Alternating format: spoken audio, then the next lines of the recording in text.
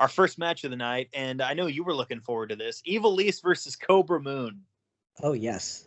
Yeah. Well, Dude. I'm sorry, go ahead. Cobra Moon was so bad here.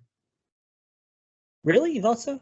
Dude, yeah, like, I forgot just how bad Cobra Moon was in this show, which is weird because Thunder Rosa is legitimately, like, maybe the best women's wrestler in AEW right now. Well, why did you think she was bad in the match? She's just kind of clunky, dude. Yeah, she's kind of stuck with, she has to slither. She has to Yeah. move like a snake, and I think that maybe what's holding her back for you. Yeah. Because I like the match, and I did have some points, because I did like her slithering and how everything she did was very snake-like, and it does hold her back because there's certain moves she has to keep doing over and over again because she's a snake. Yeah. Get it? She's a snake. And there's a good, I think it. Well, we'll talk about the finish, but one of the things I paid attention to, because we remember, maybe it was early this year or maybe it was late last year, the match between Ivelisse and Thunder Rosa on AEW. Do you remember that controversy? Oh yeah, where they started like shooting on each other. I don't remember the shooting on each other, but I do remember Ivelisse was just kind of like no selling.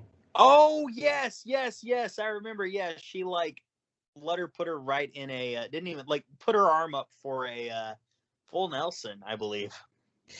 A couple of things. It was a very odd and obvious match, and she had an interview recently where she was talking about, well, there was a misunderstanding. I really just think that there needs to be a locker room leader in the women's locker room, and that's currently missing right now. Yeah. And she went on to talk about how there needs to be someone in charge.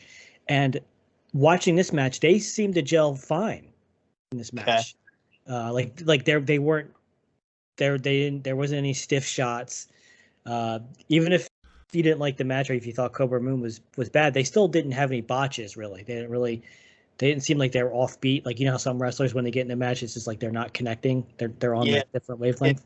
It's like oil and water. Yeah. This didn't happen. It seemed like it was, even if I'm not gonna say it's a great match, but it wasn't a bad match. It was fine. It was perfectly fine. So it led me to think that the feud that they had in AEW, the real life fight, was Ivelisse thinking that she should be in charge of the locker room in AEW. Maybe. And not respecting Thunder Rosa's role in the company. Which, I mean, obviously a bad decision on her end because she doesn't work there anymore. But, you know, you can't accuse Ivelisse of not having guts, I guess. Not having guts, but I think it's kind of like a low-key kind of situation. Oh, yes, yeah.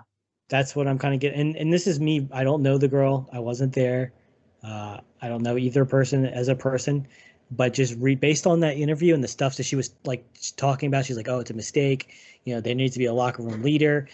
It's almost as if she's dismissing other girls as being a locker room leader.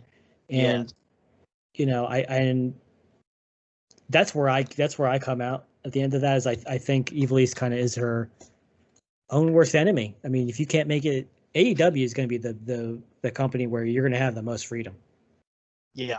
An opportunity. Yeah. No, you were absolutely right.